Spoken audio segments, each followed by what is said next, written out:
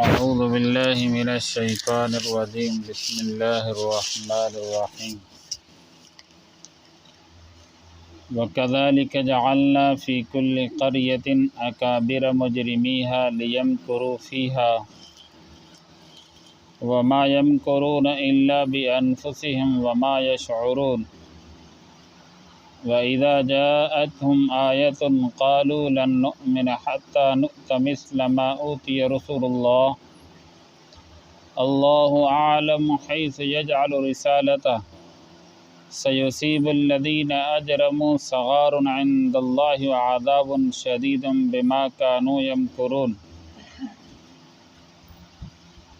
فَمَن يُرِدِ اللَّهُ أَن يَهْدِيَهُ يَشْرَحْ صَدْرَهُ لِلْإِسْلَامِ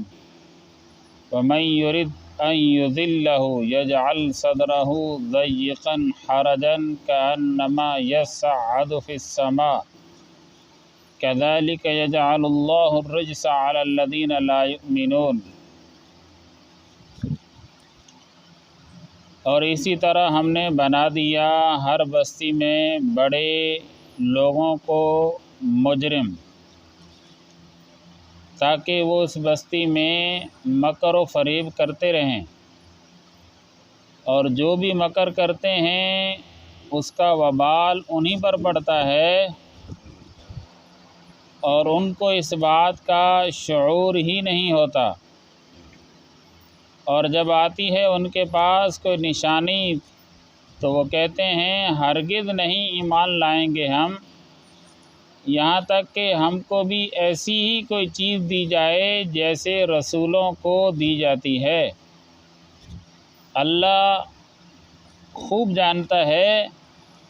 کہ وہ اپنی رسالت کو کہاں رکھے گا۔ جو جرم کرنے والے ہیں ان کو عنقریب ذلت پہنچے گی اللہ کے ہاں،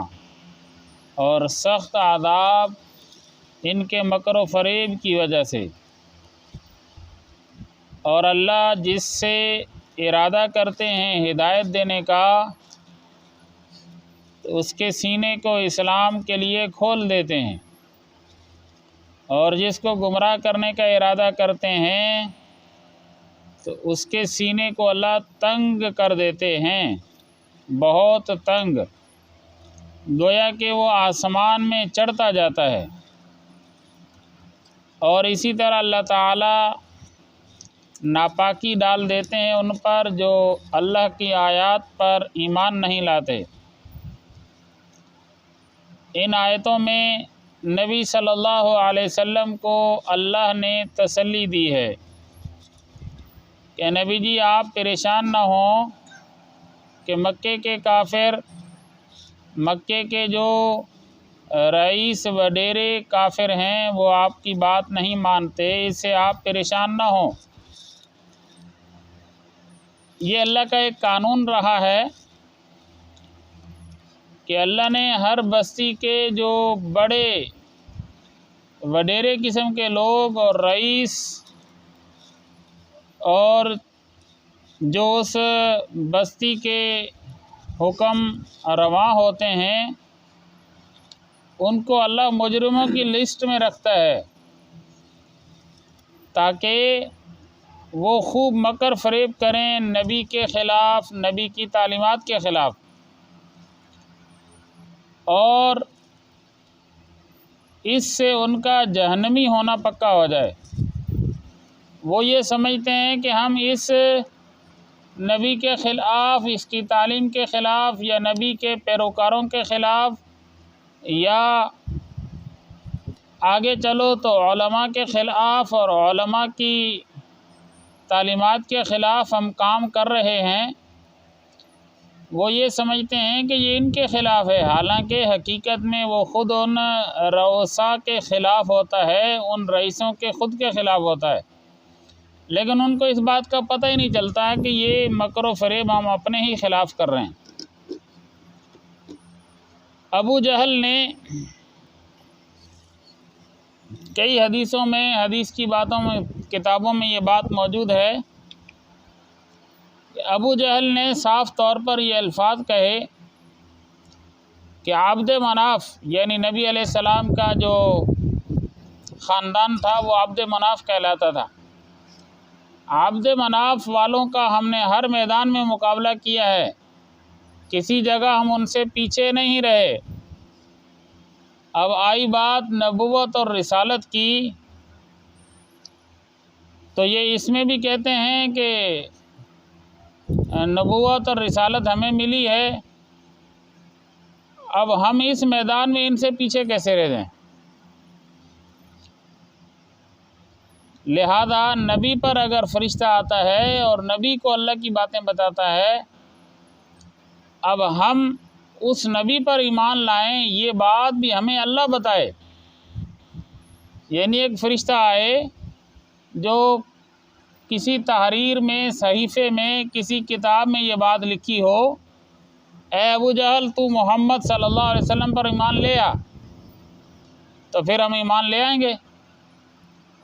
جیسی چیز نبیوں کو ملتی ہے، پھر نبی اس کی آگے تبلیغ کرتے ہیں، اس پر عمل کرتے ہیں اور تبلیغ کرتے ہیں، ایسی چیز ہمیں بھی ملے پھر ہم اس پر عمل کریں گے۔ اس میں یہ بات لکھی ہو کہ قرآن کو مانو، ہم مان لیں گے۔ اس میں لکھا ہو کہ نبی آخر الزمان کو مانو، ہم مان لیں گے۔ تو ابو جہل کہتا تھا لن نؤمن حتی نؤت مثل ما اوتی رسول اللہ، جیسے اس کے پاس وحی آتی ہے پھر عمل کرتا ہے، آگے دوسروں کو بتاتا ہے، ایسے میرے پاس بھی جبرائیل علیہ السلام آ کر کہے تو میں مان لوں گا بس۔ تو ایسے بندے کو اللہ جواب دیتے ہیں اللہ اعلم حیث یجعل رسالتہ، اللہ خوب جانتا ہے کہ اس نے اپنی وحی، اپنی رسالت، اپنی نبوت کس سینے میں اتارنی ہے، کس جگہ اتارنی ہے، اللہ اس بات کو خوب جانتے ہیں۔ اللہ خاندان کو چنتے ہیں، گھر کو چنتے ہیں، اس گھر میں سے سینے کو چنتے ہیں کہ کس سینے کے اندر میں نے نبوت والا علم اور رسالت والا علم اتارنا ہے۔ اور یہ بات یہاں تو صرف نبی کے بارے میں لکھی ہے، لیکن حقیقت یہ ہے کہ قیامت تک کے لیے اللہ قرآن اور حدیث جس سینے میں اتارتے ہیں اس سینے کو چنتے ہیں کہ میں نے کس سینے کے اندر قرآن رکھنا ہے، کس کو حافظ بنانا ہے، کس کے اندر میں نے قرآن کی تفسیر رکھنی ہے اور دین کی تعلیم رکھنی ہے، اس کو عالم بنانا ہے۔ اللہ اس کو چنتے ہیں۔ ہر بندے کو اللہ یہ دولت نہیں عطا فرماتے۔ اللہ عالم حیث یجعل رسالتہ، اللہ نبوت اور رسالت والا علم، قرآن حدیث، دین کا علم کس سینے میں رکھیں گے، اللہ اس کو چنتے ہیں، پھر وہاں اللہ رکھتے ہیں۔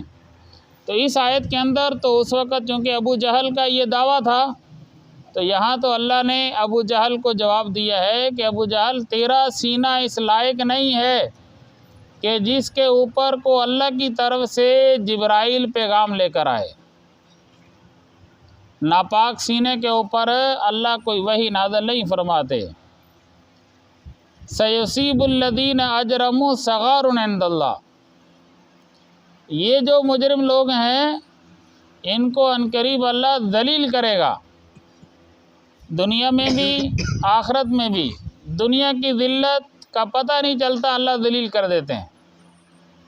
وہ اپنے آپ کو بڑا سمجھ رہا ہوتا ہے کہ بس میں تو میں ہوں، اور حقیقت میں اس کی ذلت ہوتی ہے۔ اس کی مثال میں نے بہت دفعہ دی ہے کہ جیسے موالی ٹھرا پی کر کہتا ہے بس آؤں تو جہاز تھی، بس آسمان سے پوجی، بس اس کو نہیں پتا کہ وہ کتنا بڑا اس حالت میں ذلیل ہو رہا ہے، لیکن وہ سمجھتا ہے میں بہت کچھ ہو گیا۔ پھر اللہ پاک نے فرمایا فَمَن يُرِدِ اللَّهُ أَن يَهْدِيَهُ يَشْرَحْ صَدْرَهُ لِلْإِسْلَامِ، کہ جس سینے کو اللہ ہدایت دینا چاہتے ہیں اس کو اسلام کے لیے کھول دیتے ہیں۔ اسلام کے لیے کھولنے کا مطلب یہ ہے کہ پھر اس کو اسلام کی کسی بات پر کوئی چوں چرا، کوئی اعتراض نہیں ہوتا، جو بات اللہ کی طرف سے آئی عمل کر لیا، بس ختم۔ صحابہ نے نبی علیہ السلام سے پوچھا اللہ کے رسول یہ شرح صدر کیا ہوتا ہے، اس سینہ کھلنا اس کا کیا مطلب ہے؟ تو نبی علیہ السلام نے فرمایا سینے کھلنے کا مطلب یہ ہے کہ اللہ دل کے اندر ایک نور رکھ دیتے ہیں، جس کی وجہ سے اسلام کی ہر بات پر عمل کرنے کی آدمی کے اندر ایک شوق اور جذبہ پیدا ہو جاتا ہے، اور پھر وہ آخرت کے کاموں میں لگ جاتا ہے، اور دنیا کی چیزوں میں اور دنیا کے دھندوں میں وہ بندہ نہیں لگتا، پھر وہ آخرت کے کاموں میں لگ جاتا ہے۔ اور ایسے ہی جس بندے کو گمراہ کرنا ہو، اللہ نے وَمَن يُرِدِ اللَّهُ وَمَن يُرِدْ أَن يُضِلَّهُ يَجْعَلْ صَدْرَهُ ضَيِّقًا حَرَجًا، کہ جس کو گمراہ کرنا چاہتا ہے اللہ تو اس کے سینے کو اسلام کے لیے تنگ کر دیتا ہے، ہر بات پر اعتراض، ہر بات پر اعتراض، ہر بات پر اعتراض، یہ کیوں ہے، وہ کیوں ہے، قربانی کہاں رکھی ہے، یتیموں کو مال دے دو، ایسے خون بہاتے ہو، اور حج پر وہاں جاتے ہیں لاکھوں روپے وہاں لگا کر آتے ہیں، ادھر ہی غریبوں میں تقسیم کر دو، اس کو کہتے ہیں اسلام پر اعتراض۔ اگر یہ نیکی کے کام ہوتے تو اللہ اپنے نبی کو بتا دیتا کہ حج بند کرا دو، لہذا یہ 12 لاکھ 15 لاکھ روپیہ یتیموں میں تقسیم کر دو، قربانی بند کر دو،